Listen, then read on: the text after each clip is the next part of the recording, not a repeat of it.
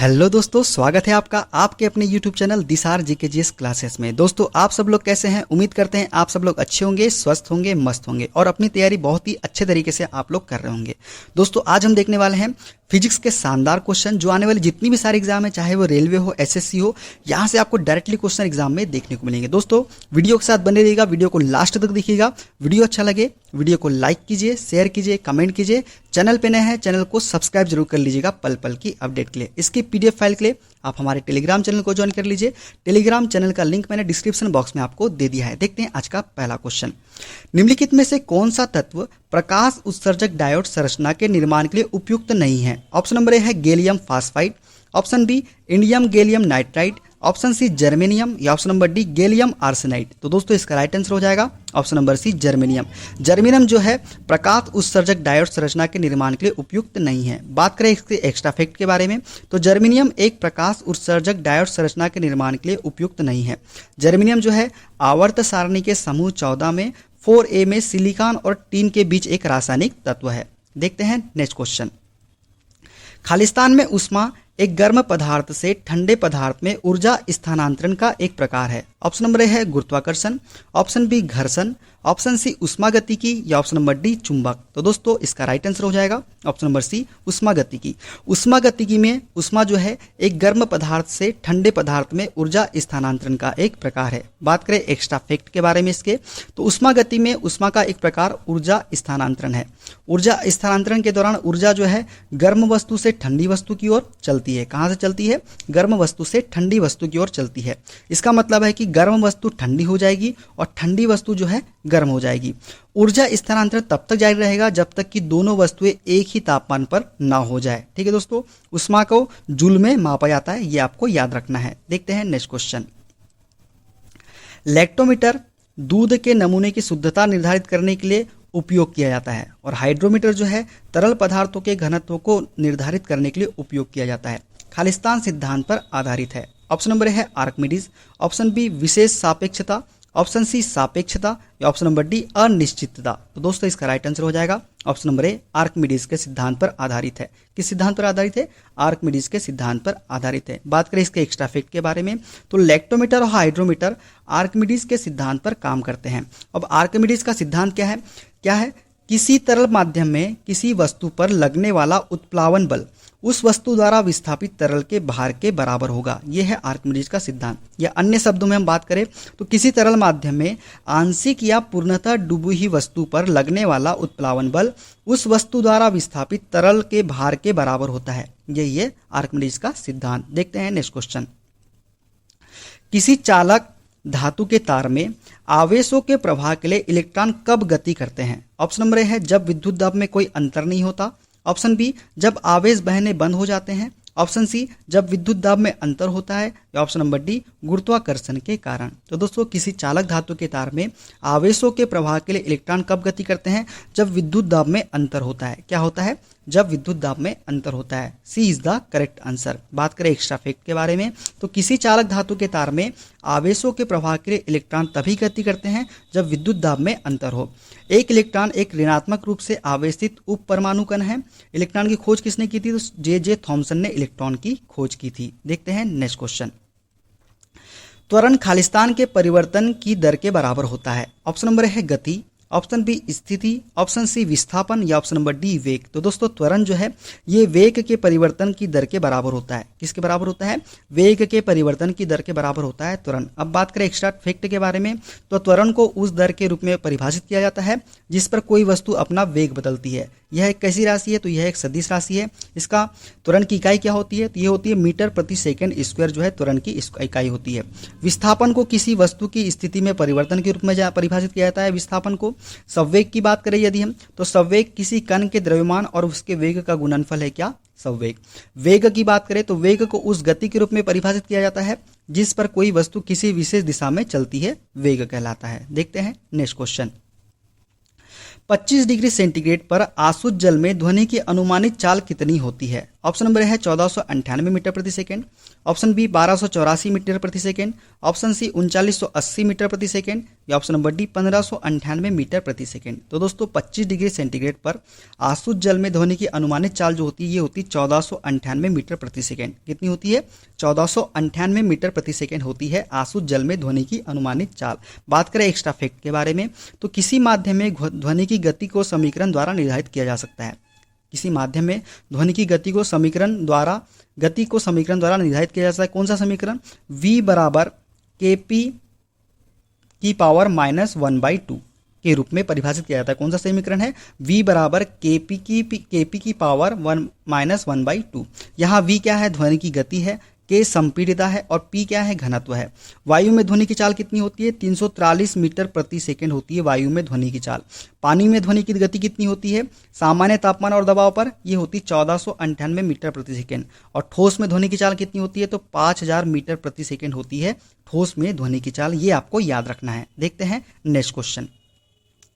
प्रत्येक किलोग्राम पर पृथ्वी का गुरुत्वाकर्षण बल लगभग है। ऑप्शन नंबर है 20 newton, option B 10 newton, option C 5 newton, या ऑप्शन नंबर डी 15 न्यूटन। तो दोस्तों प्रत्येक किलोग्राम पर पृथ्वी का गुरुत्वाकर्षण बल लगभग जो होता है ये होता है 10 न्यूटन। कितना होता है?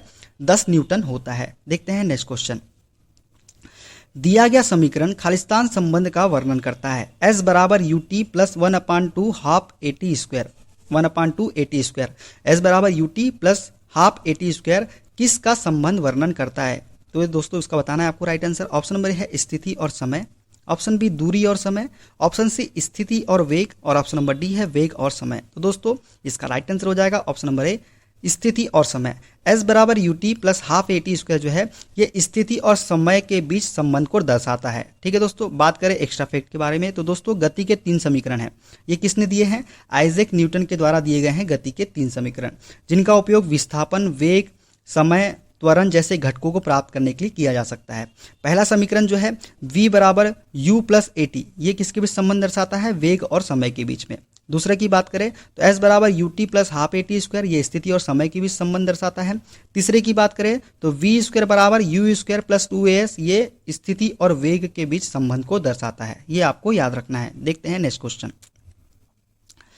निम्नलिखित में से कौन सी तकनीक हमारे शरीर के अंदर के अंगों और संरचनाओं को देखने के लिए एक बड़े चुंबक और रेडियो तरंगों के संयोजन का उपयोग करती है? ऑप्शन नंबर है computed tomography, option B fluoroscopy, option C positron emission tomography, या option number D magnetic resonance imaging. तो इसका राइट आंसर हो जाएगा दोस्तों option number D magnetic resonance imaging जो है हमारे शरीर के अंदर के अंगों और संरचनाओं को देखने के लिए एक बड़े चुंबक और रेडियो तरंगों के संयोजन का उपयोग करती है। कौन सी? Magnetic resonance imaging. बात करें इसके एक्स्ट्रा फैक्ट के बारे में, तो चुंबकीय अनुनाद इमेजिंग या मैग्नेटिक रेजोनेंस इमेजिंग की बात करें तो एक चिकित्सा इमेजिंग तकनीक है जिसका उपयोग शरीर रचना विज्ञान और शरीर की शारीरिक प्रक्रियाओं के चित्र बनाने के लिए रेडियोलॉजी में किया जाता है।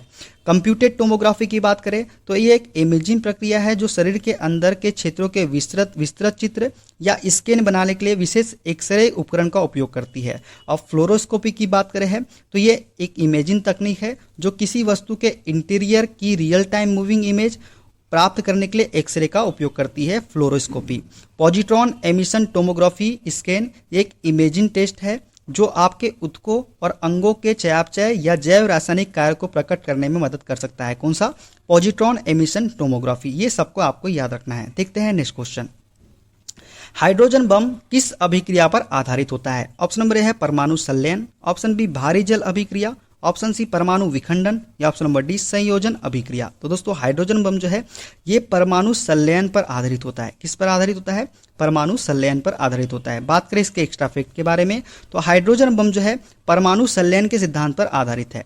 नाभिकीय संलयन एक प्रतिक्रिया है जिसमें 2 अलग अलग नाभिक एक साथ मिलकर एक बड़ा और भारी नाभिक बनाते हैं। नाभिकीय संलयन के बारे में आपको हमने बताया कि ऐसी प्रक्रिया है जिसमें 2 अलग अलग नाभिक एक साथ मिलकर एक बड़ा और भारी नाभिक बनाते हैं। देखते हैं नेक्स्ट क्वेश्चन। 1820 में किसने खोज की कि विद्युत धारा नजदीकी चुंबकीय सुई को गतिमान करती है और इस प्रकार उन्होंने विद्युत चुंबकत्व की खोज की? ऑप्शन नंबर है Benjamin Franklin, option B James Clerk Maxwell, option C Hans Christian Oersted, ये ओरस्टेड है दोस्तों, ओरस्टेड, और ऑप्शन नंबर डी है आंद्रे मेरी एम्पियर। तो दोस्तों इसका राइट आंसर क्या हो जाएगा? ऑप्शन नंबर सी, हंस क्रिश्चियन ओरस्टेड। ओरस्टेड ने 1820 में खोज की थी। विद्युत धारा नजदीकी चुंबकीय सुई को गतिमान की करती है और इस प्रकार उन्होंने विद्युत चुंबकत्व की खोज की थी। किसने? हंस क्रिश्चियन ओरस्टेड ने। देखते हैं नेक्स्ट क्वेश्चन। निम्नलिखित में से कौन सी भौतिक राशि व्यंजक चाप त्रिज्या के लिए है? ऑप्शन नंबर ए है पृष्ठ तनाव, ऑप्शन बी वेग, ऑप्शन सी रैखिक संवेग या ऑप्शन नंबर डी तलकोण। तो दोस्तों इसका राइट आंसर हो जाएगा ऑप्शन नंबर डी तलकोण। तलकोण जो है एक भौतिक राशि है जो व्यंजक चाप बटे त्रिज्या के लिए है। ठीक है, इस बात करें एक्स्ट्रा फैक्ट के बारे में तो भौतिक राशि और उसके एसआई मात्रक की बात करें तो पृष्ठ तनाव का एसआई मात्रक जो होता है न्यूटन प्रति मीटर होता है। वेग की बात करें तो मीटर प्रति सेकेंड होता है। रैखिक संवेग की बात करें तो किलोग्राम मीटर प्रति सेकेंड। तलकोण की बात करें तो रेडियन होता है और ठोस कण की बात करें तो स्टेरेडियन जो है एसआई मात्रक होता है। ये आपको याद रखना है। देखते हैं नेक्स्ट क्वेश्चन। निम्नलिखित में से किस कारक के कमी से वाष्पीकरण की दर में वृद्धि होती है? ऑप्शन नंबर है परिवेश का तापमान, ऑप्शन बी आर्द्रता, ऑप्शन सी संबंधित तरल की मुक्त सतह का क्षेत्रफल, ऑप्शन नंबर डी तरल की सतह के ऊपर हवा की गति। तो दोस्तों कौन सा कारक है जो वाष्पीकरण की दर में वृद्धि होती है? तो ये है आर्द्रता। आर्द्रता के कारक की कमी से वाष्पीकरण की दर में वृद्धि होती है। B is the correct answer. बात करें एक्स्ट्रा फैक्ट के बारे में तो वाष्पीकरण को आमतौर पर एक ऐसी प्रक्रिया के रूप में परिभाषित किया जा सकता है जिसके द्वारा एक तरल या ठोस वाष्प में परिवर्तित हो जाता है। आर्द्रता की बात करें तो हवा में मौजूद जल वाष्प की सांद्रता है। आर्द्रता वाष्पीकरण की दर के व्युत्क्रमानुपाती होती है। परिवेश तापमान क्या होता है? किसी भी वस्तु या वातावरण का हवा का तापमान होता है जहां उपकरण संग्रहित किए जाते हैं। ठीक है, इसे कमरे के तापमान के रूप में भी जाना जाता है। किसे? परिवेश के तापमान को। तरल की सतह के ऊपर हवा की गति को पवनढाल कहा जाता है। यह जमीन के स्तर से ऊपर ऊंचाई में इकाई वृद्धि के साथ हवा की ताकत में वृद्धि की दर है। कौन सी? परिवेश तापमान। ठीक है दोस्तों, देखते हैं। तो दोस्तों ये थे आज के सारे क्वेश्चन। वीडियो कैसा लगा? वीडियो अच्छा लगे वीडियो को लाइक कीजिए, शेयर कीजिए, कमेंट कीजिए। चैनल पे नए हैं चैनल को सब्सक्राइब जरूर कर लीजिएगा पल पल की अपडेट के लिए। इसके पीडीएफ फाइल के लिए आप हमारे टेलीग्राम चैनल को ज्वाइन कर लीजिए। टेलीग्राम चैनल का लिंक मैंने डिस्क्रिप्शन बॉक्स में आपको दे दिया है। मिलते हैं अगले वीडियो में। अपना ख्याल रखिए। Okay, bye bye, take care.